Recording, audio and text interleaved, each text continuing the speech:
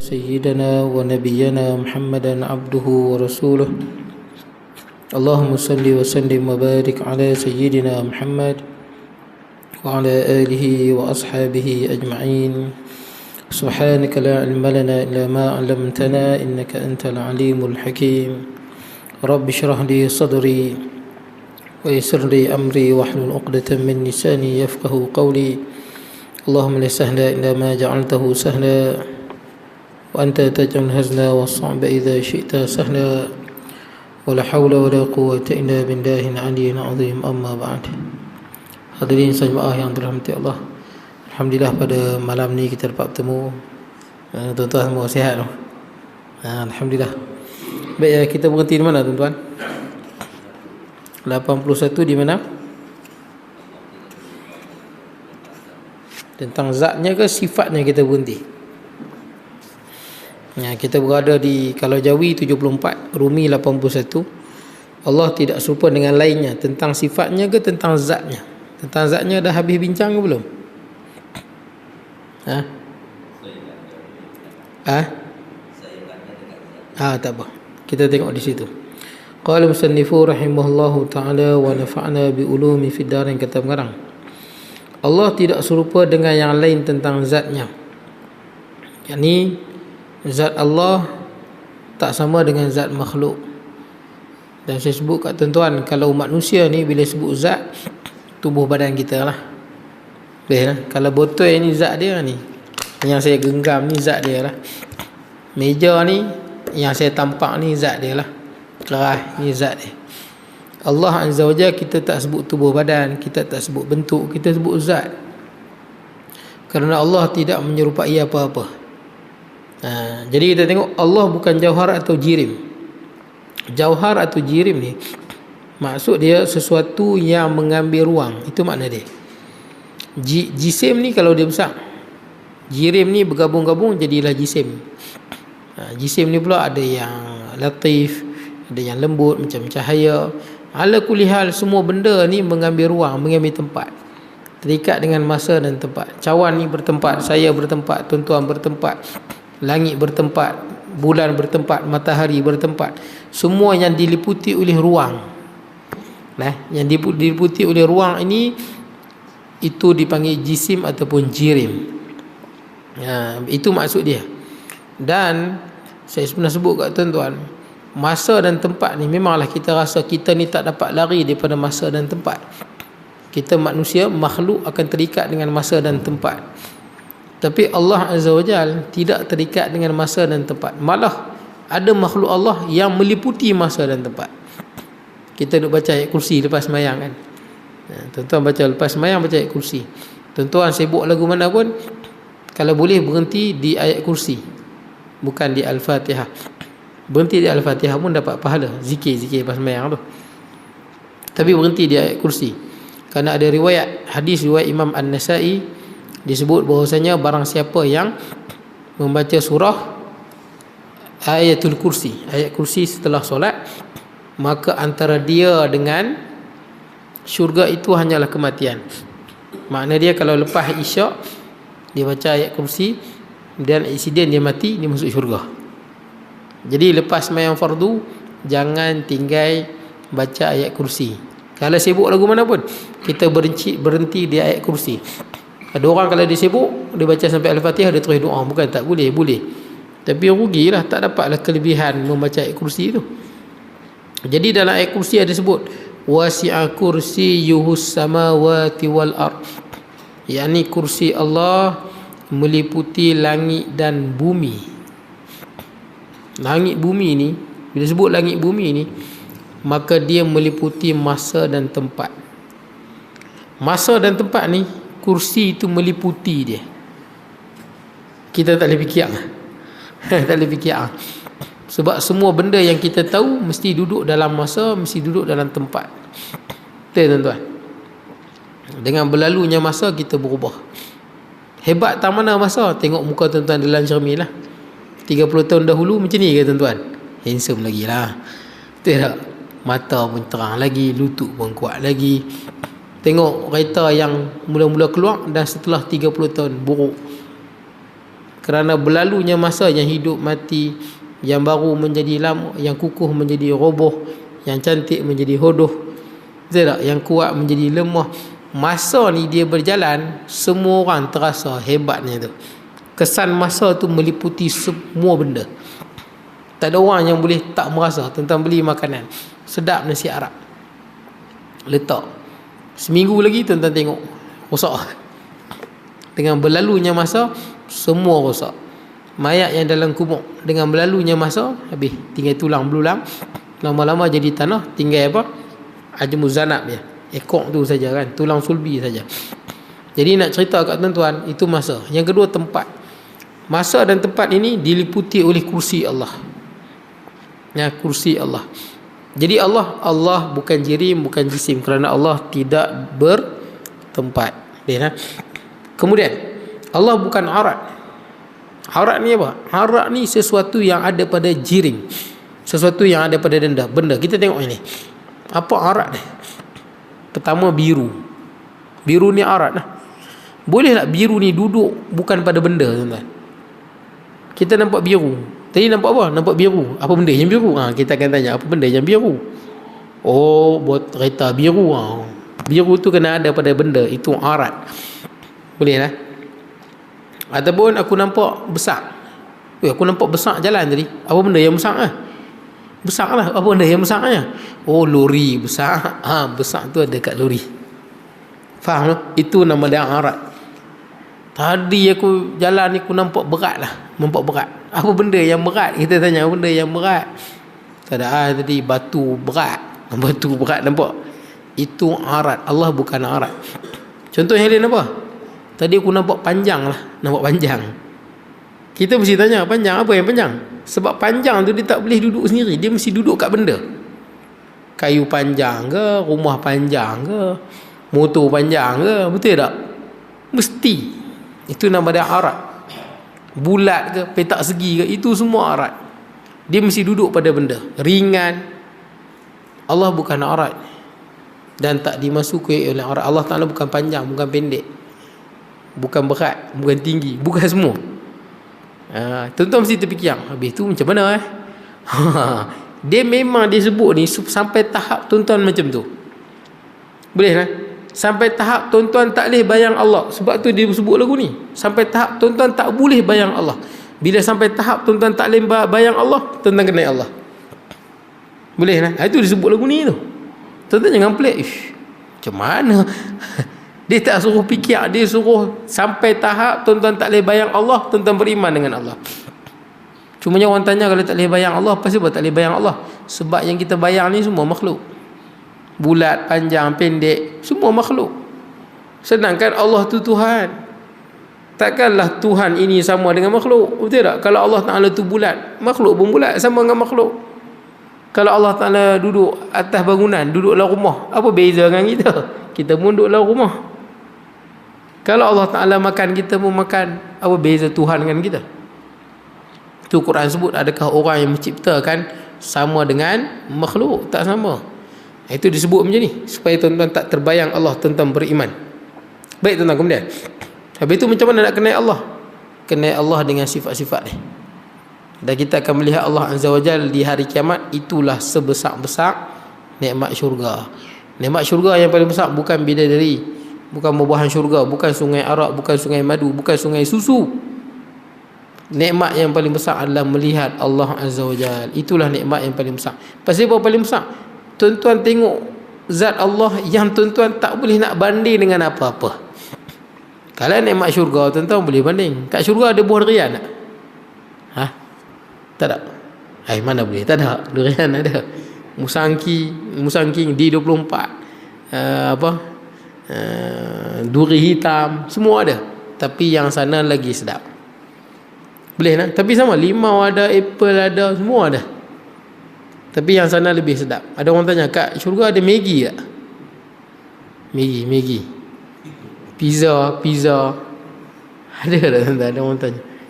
Kat alam syurga ni, walakum fiha ma tashtahi anfusukum walakum fiha ma tadnaun. Dalam syurga ni semua yang nafsu suka tu ada, dan apa yang kita minta semua dapat. Dan tuan-tuan nanti masuk syurga, bukan tuan-tuan tak ingat apa langsung. Masa tuan-tuan masuk syurga nanti, tuan-tuan ingat memori tuan-tuan kat dunia tu Allah kembalikan. Masuk bukan tuan-tuan masuk syurga, tuan-tuan tak tahu aku ni pada mana, bukan. Tuan-tuan ingat memori tuan-tuan kat dunia tu. Baru tuan-tuan rasa betapa besarnya dulu teringin nak makan musangking, dapat syurga punya berganda-ganda lagi. Rupa sama, rasa dia lebih. Boleh lah. Walaupun nikmat lagu mana pun, hatta kita nak kata nikmat bidadari, tuan-tuan dapat berapa bidadari dalam syurga? Sekarang ni bini tuan-tuan berapa? 1. Kenapa tak kahwin 2? Nanti kena katuk lah ustaz. Tuan-tuan tak berani. Walaupun tuan-tuan berkenaan dengan janda dulu kat rumah. Baik, jadi tuan-tuan je lah, tuan-tuan 1 lah. Walaupun dah lama dah tuan-tuan, kok dah teringin dalam hati kan, kok lah bini bagi kahwin seorang lagi. Betul bang. Payah kot. Payah lah. Tuan-tuan nak kahwin 1 lagi, tuan-tuan jangan minta tuan-tuan kahwin ya. Ini tip dia, betul tak? Tuan-tuan minta memang tak selesai, betul tak? Sampai sudah tak dapat, tuan-tuan kahwin ya. Tahu-tahu dah berbalik ya satu lagi. Tapi tuan-tuan bersedia lah untuk letupan nuklear. Untuk kali pertama tu letupan nuklear. Lepas tu okey ya tuan-tuan, betul tak? Mula-mula ya, betul okey lah. Jadi tuan-tuan, syurga ni tuan-tuan, faja'alnahun abkara, Quran sebut. Bidadari ni kita tuan-tuan akan dapat 70 bidadari. 70. Isteri tuan-tuan lain. Si tuan-tuan dah ada hak dunia ni, masuk syurga. Lepas tu tuan-tuan dapat 70 bidadari. Bidadara untuk orang perempuan ni hanya untuk orang perempuan yang tak kahwin. Dia meninggal, dia tak sempat kahwin, dia dapat bidadara seorang Sebab orang perempuan ni tuan-tuan, orang perempuan ni jiwa dia memadai seorang lelaki. Kecuali dia ni pelacur lain lah.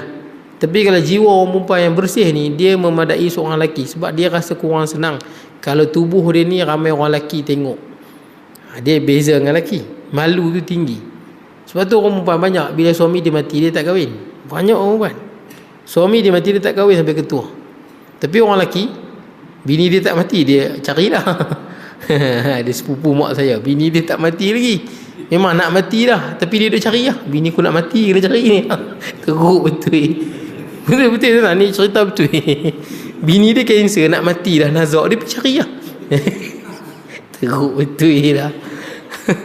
Kita kata apa? Kubur merah lagi. Ni bukan kubur merah lagi, hidup-hidup pergi cari lah. Lagi teruk pada kita punya apa, pepatah Melayu lagi. Orang lelaki jangan, betul tak kan? Kita tak boleh duduk seorang, betul tak? Kalau dah suami meninggal ni memang biasanya orang lelaki dicari lain. Tapi orang perempuan ramai yang saya jumpa lah. Ada orang perempuan kahwin, bukan tak ada.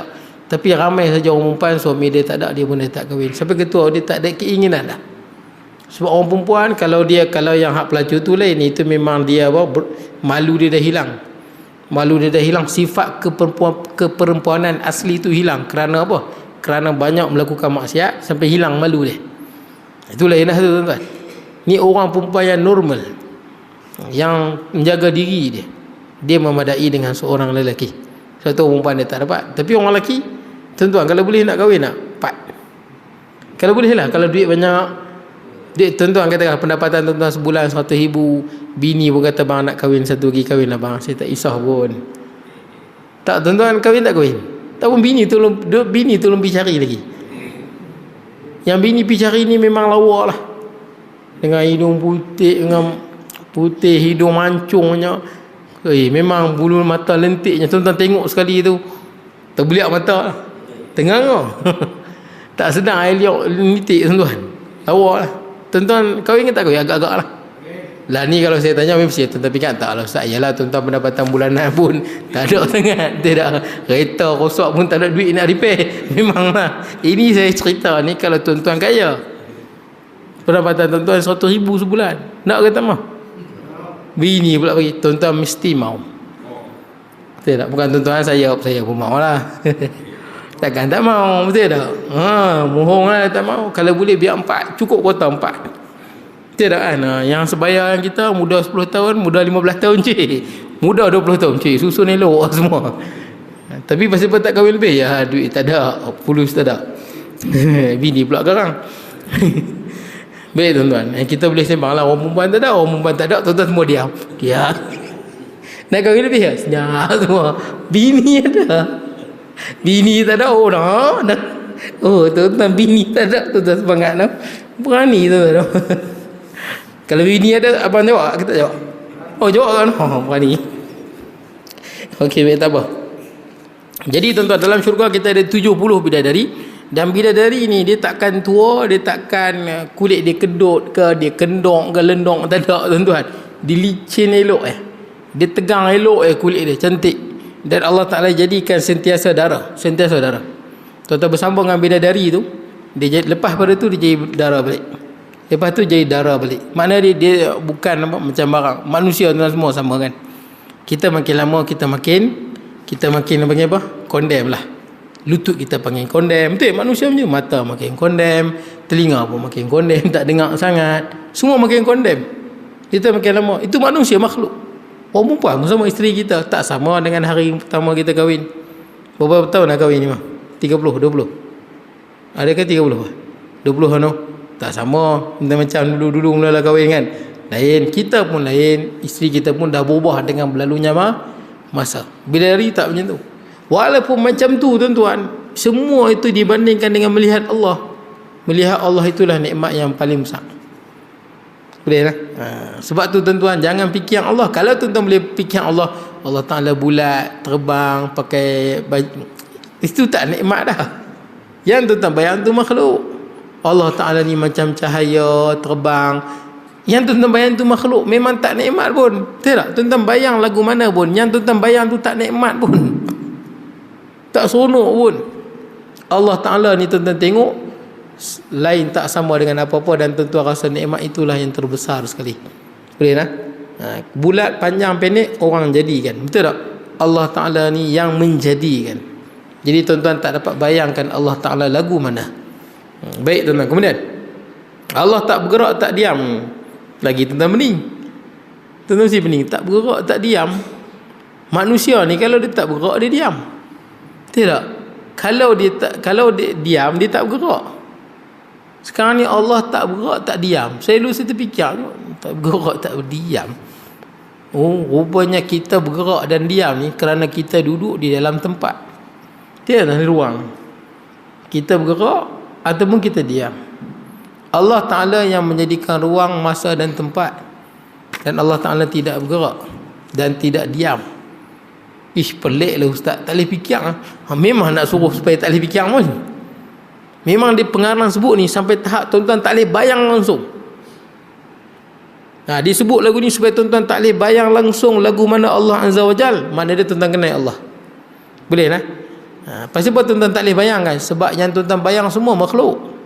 Betul tak? Tuan-tuan boleh bayang tak? Satu benda yang tak bergerak, tak diam, tuan-tuan tak boleh bayang. Pasal yang tuan-tuan bayang tu semua makhluk. Tuan-tuan fikir kereta, tuan-tuan fikir bulan, tuan-tuan fikir tuan-tuan, betul tak? Yang tuan-tuan duk bayang dalam kepala ni semua makhluk. Sebab tu tuan-tuan tak boleh bayangkan benda yang tak diam dan tak bergerak. Bergerak pun tak, diam pun tak. Pasal apa? Itu sifat makhluk. Boleh? Dan tuan-tuan tak boleh bayangkan benda itu. Kerana apa? Kerana sifat tak bergerak dan tak diam ada pada Allah. Macam mana nak tahu? Akhirat nanti kita tengok Allah Azza wa Jal. Begitu. Dia penting ni tuan-tuan, supaya tuan-tuan tak bayang Allah Ta'ala lah ni duduk relax atas langit tu. Macam orang Yahudi. Dia fikir Allah Ta'ala duduk atas relax. Ada duduk diam atas tu, duduk saja relax. Dia duduk bayang Allah macam makhluk. Itu salah tuan-tuan. Allah bukan kecil atau bukan besar. Sama. Kita ni kecil besar kerana Allah jadikan. Betul tak? Gunung besar pada kita, bumi besar pada kita, Allah jadikan. Ada yang kecil, kucing kecil pada kita, cacing lagi kecil pada kita, Allah jadikan. Kalau Allah Ta'ala ada saiz, maka Allah Ta'ala ada Tuhan yang jadikan Allah. Jadi Allah Ta'ala ni bukan saiz kecil atau besar. Lah ni sampai tahap ni tuan-tuan tak boleh bayang lah, betul tak? Sampai 4 ciri ni saya sebut, tuan-tuan tak boleh bayang dah sifat Allah. Tuan-tuan tak boleh bayang dah apa? Zat Allah. Memang itulah tujuan pengarang ni. Al-ajzu an darkil idrak. Kita sebut dah kan. Lemahnya tuan-tuan daripada mengetahui tentang hakikat zat Allah, makna dia tuan-tuan kenal. Wal bahsu an sirri zat isyraq. Siapa yang cuba fikir tentang zat Allah, itu merupakan kekufuran, kesyirikan. Jelas cukup kita kenal Allah dan Allah Ta'ala tak sama. Dalam Quran sebut je lah, laisa kamislihi syai'. Allah Ta'ala tak sama dengan apa-apa. Boleh kita beriman dengan Allah. Allah Maha berkuasa yang menjadikan langit dan bumi dan otak kita dijadikan oleh Allah untuk mengenal Allah, bukan membayangkan Allah. Boleh? Otak kita ni kenal Tuhan, tahu kewujudan Tuhan, tapi kapasiti otak kita ni memang takkan mampu memikirkan tentang zat Tuhan. Sebab otak ni Allah jadikan.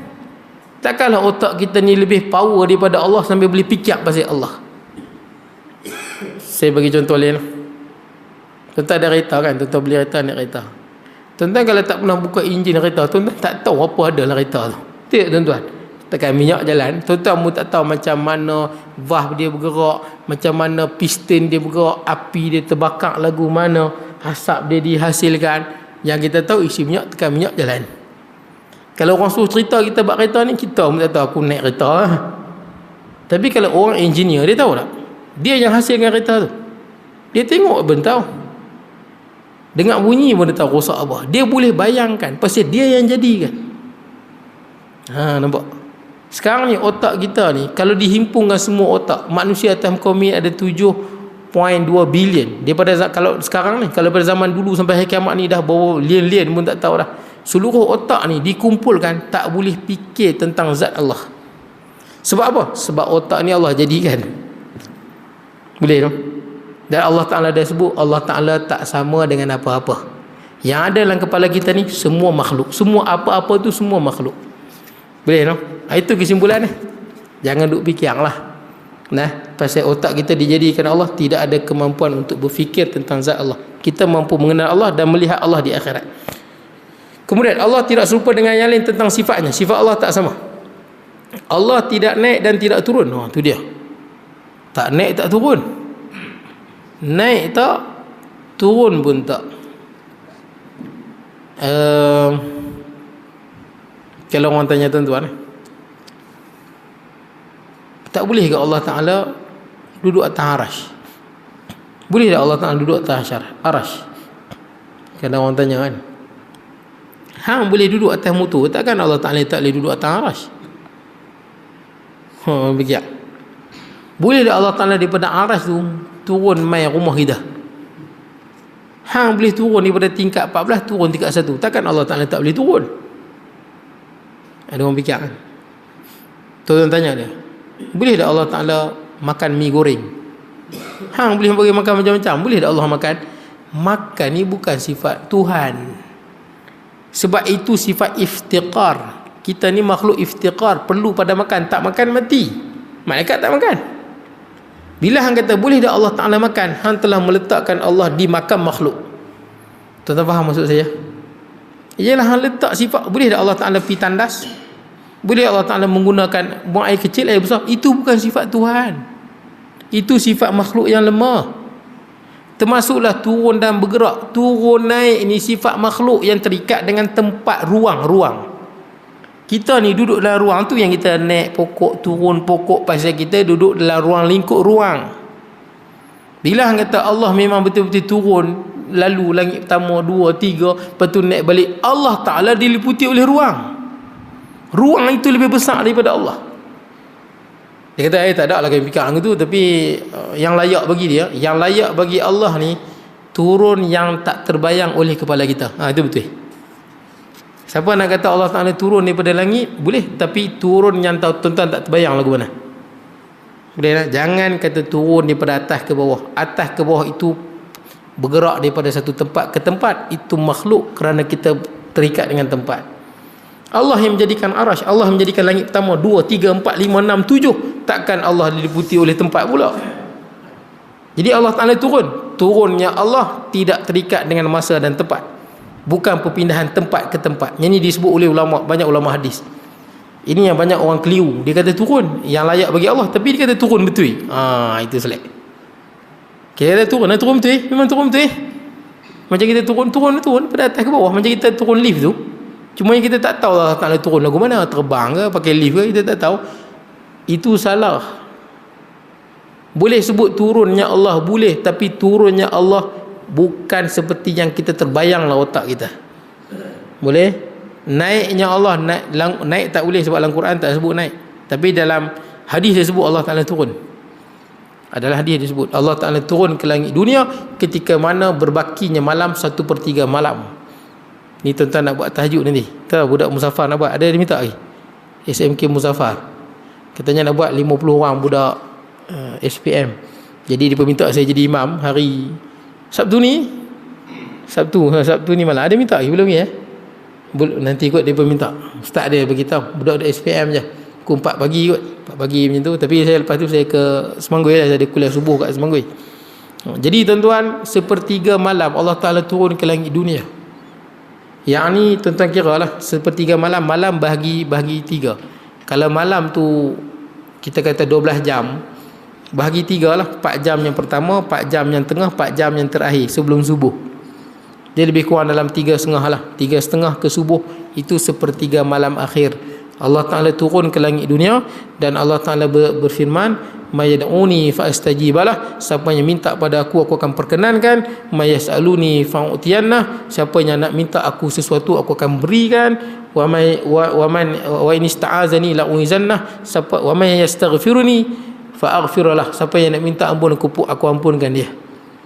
Turunnya Allah, jangan fikir macam kita atas ke bawah, tapi turunnya Allah ke langit dunia, turun yang tidak kita terbayang dalam kepala kita. Boleh? Tu dia kata wa kaifiyatu ghair ma'qul. Boleh sebut turun, boleh, no problem. Tapi ingat turun tu bukan daripada atas ke bawah. Boleh lah. Yang atas ke bawah tu kita. Tapi banyak ulama kalau di Malaysia ni dia tak bagi sebut. Sebab dia tak bagi sebut? Sebab takut orang bayang Allah ni daripada arasy, langit ke-7, langit ke-6, langit ke-turun.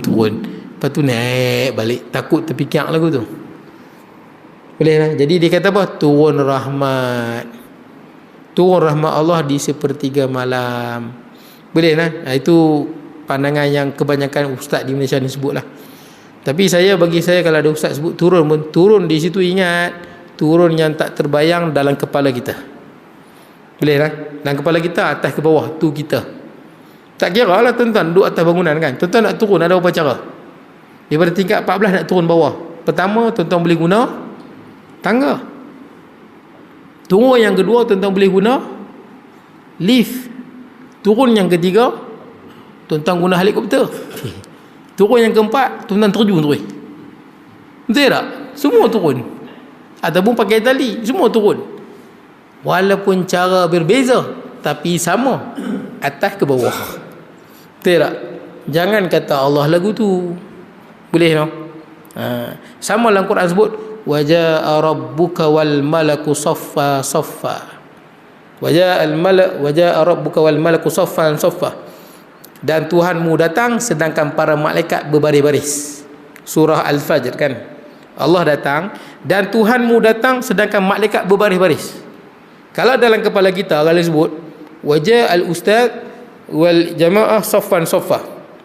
Ustaz datang dan para jemaah berdiri bersaf-saf. Kita boleh bayang. Tuan-tuan berdiri buat panjang 2 saf, saya lalu kat tengah. Tapi bila sebut tentang Allah, tuan-tuan tak boleh bayang lagu tu. Betul tak? Pasal Allah tidak terikat dengan masa dan tempat. Tuan-tuan boleh sebut ya Allah Ta'ala datang, maji'ah datang, tapi datangnya Allah bukan bergerak di satu tempat ke tempat yang lain. Habis tu datang dia lagu mana? Kama yaliqu bi jalalih, seperti mana yang layak dengan kebesaran dan keagungannya. Ataupun tuan-tuan kata apa? Telah datang perintah Tuhan. Boleh juga. Itu banyak ustaz di Malaysia sebut lagu tu lah. Telah datang arahan perintah daripada Tuhan. Dan ada ulama yang takwil lagu tu. Ulama salah pun ada takwil begitu. Baik tuan-tuan, kemudian kita tengok lagi. Allah tidak datang dan pergi yang sebut dah. Datang dan pergi yang macam kita faham ni. Datang saya pergi Banganserai, saya balik. Allah bukan begitu. Kerana begitu terikat dengan tempat dan ruang. Boleh tak? Kemudian Allah tidak duduk di atas sesuatu. Isu juga ni. Tu kawan saya tanya soalan, saya pernah sebut kat tuan-tuan, kawan saya sebut, tak boleh ke Allah Ta'ala duduk atas arasy? Hang duduk atas motor pun boleh. Allah nak gunakan makhluk dia, boleh tak? Allah jadikan arasy ni besar, Allah Ta'ala nak duduk atas dia. Apa masalah dia? Kawan saya ni PhD. Saya ingat habis kot PhD. Itu soalan dia. Allah jadikan arasy kan, wa rabbul arsyil azim. Allah Ta'ala Tuhan Ar-Rahmanu 'alal 'arsy istawa. Tuhan yang Maha Pemurah beristiwa di atas arasy. Istiwa ni banyak ni makna dia banyak. Salah satunya bersemayam lah. Apa makna bersemayam? macam raja duduk di singgah sana. Sebab raja-raja kita tak sebut duduk. Tak, raja-raja dulu kan, bila raja duduk di atas singgah sana dia, kita tak kata duduk. Raja duduk di singgah sana dia, oi jangan nanti kena luku kepala. Bukan duduk, dia mesti bersemayam. Dia wah hebat sikit. Nah, jadi padahal sama je, duduk bersemayam sama lah. Dan raja bersemayam di singgah sana dia duduk kan. Ada orang kipah dengan penuh kehebatan dan keagungan bersemayam.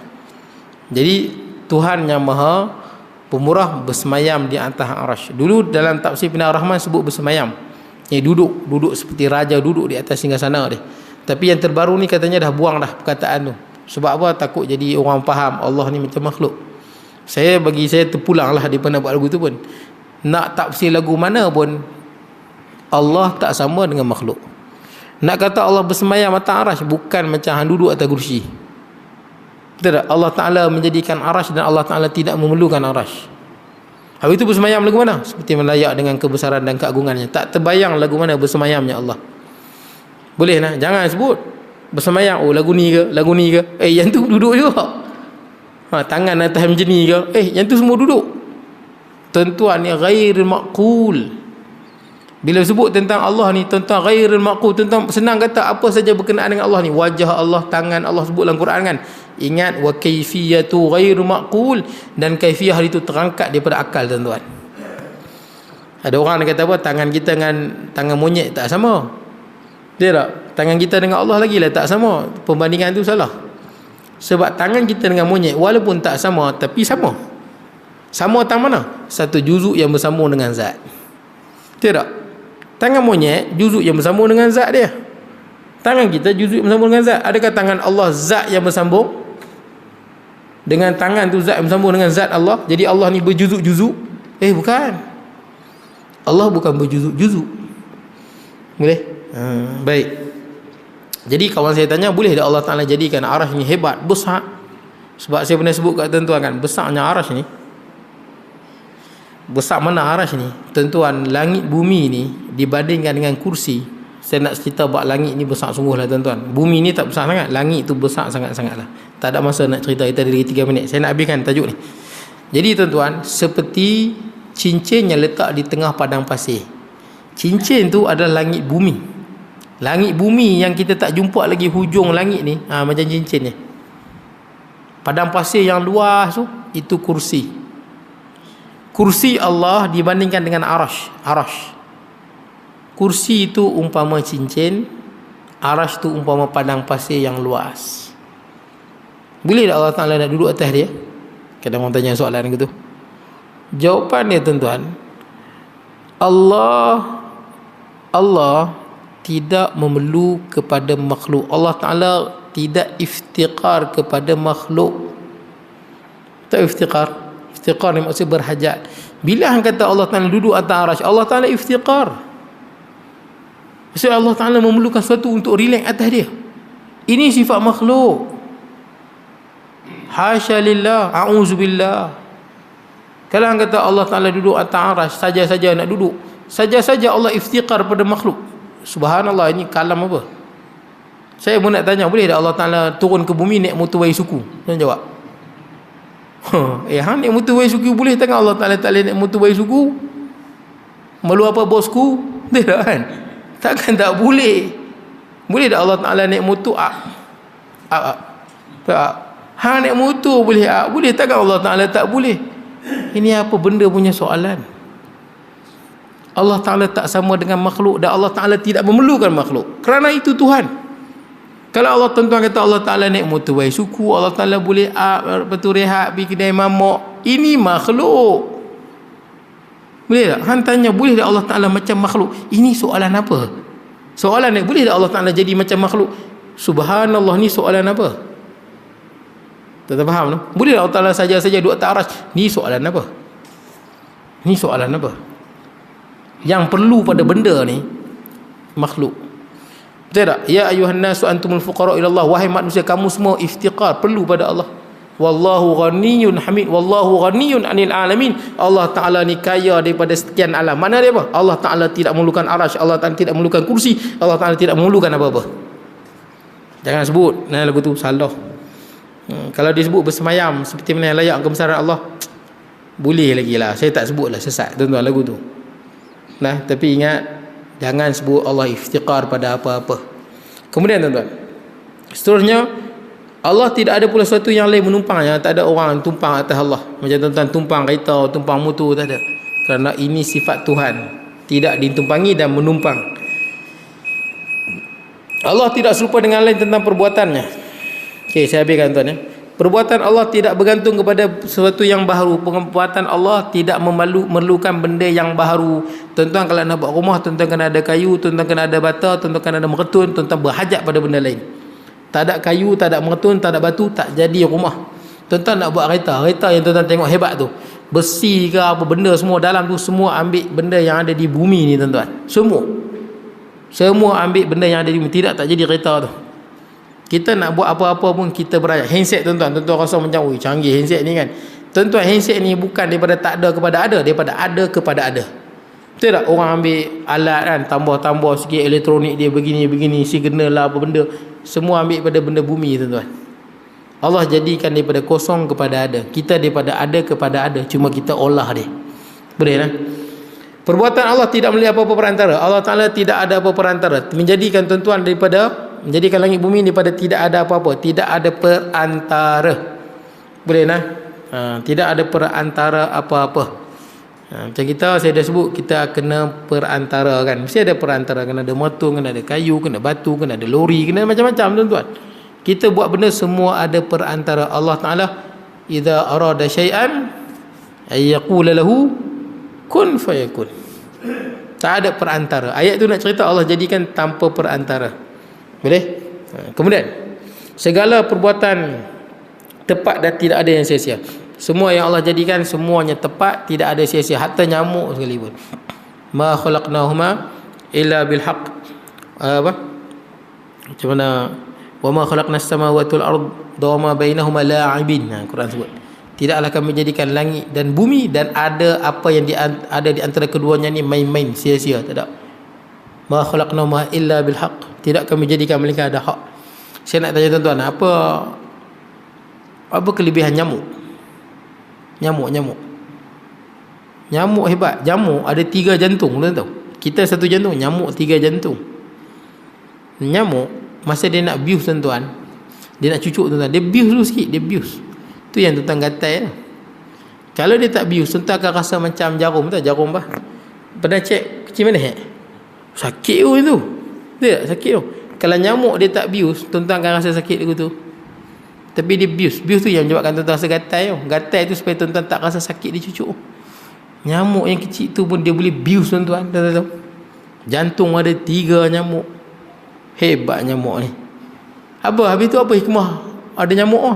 Ada benda yang kita boleh fikir sikit lah. Ada benda kita boleh fikir. Apa dia? Ada kilang ubat nyamuk. Apa kilang ubat nyamuk? Ada kilang ubat nyamuk.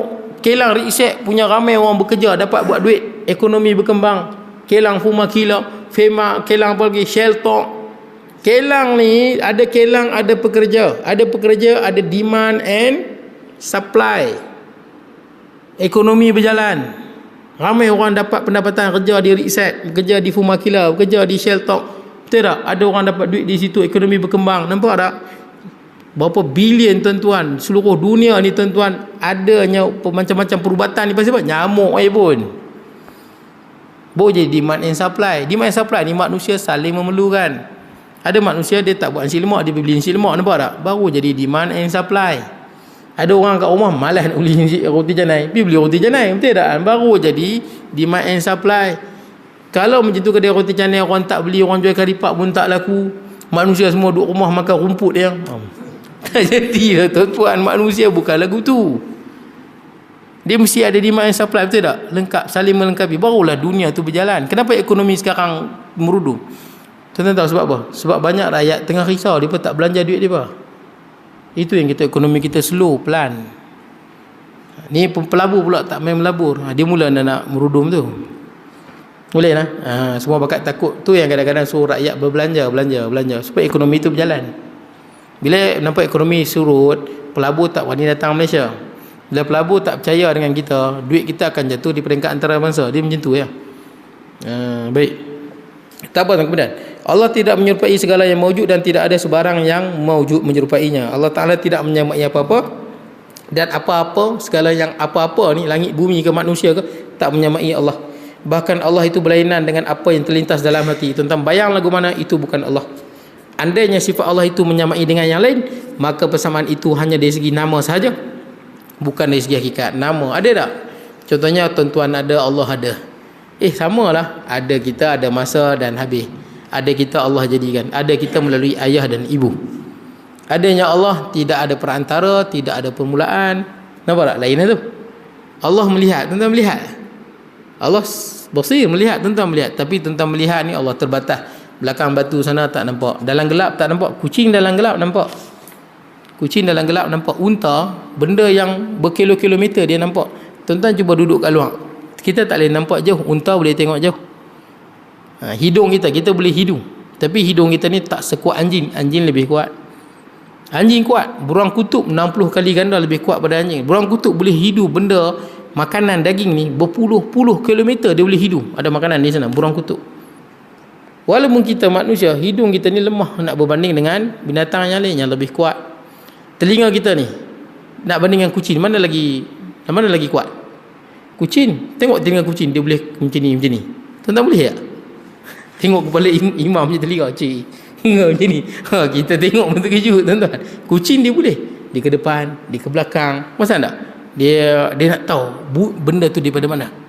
Dengan dia dengar ni, dia boleh dapat koordinasi daripada arah mana benda tu. Suara dia datang pada mana. Kita tak boleh. Kita dengan haiwan pun tak sama. Walaupun sama, tuan-tuan dengar, Allah mendengar. Mendengarnya Allah ini mutlak. Tidak dapat dibandingkan dengan apa-apa. Boleh nah? Kita dengar ni Allah jadikan dan sangat terbatas. Boleh? Sama je sebut dengar-dengar. Hakikat tak sama. Baik tuan-tuan, habis. Akan datang kita akan masuk tajuk baru. Beberapa dalil daripada Al-Quran. Dalil tentang Allah tak sama dengan makhluk. Saya mohon maaf tuan-tuan kalau ada kurangan. InsyaAllah kita bertemu pada masa akan datang. Aqulu qawli hadha wa astaghfirullahaladzim li wa lakum. Bismillahirrahmanirrahim. Bismillahirrahmanirrahim.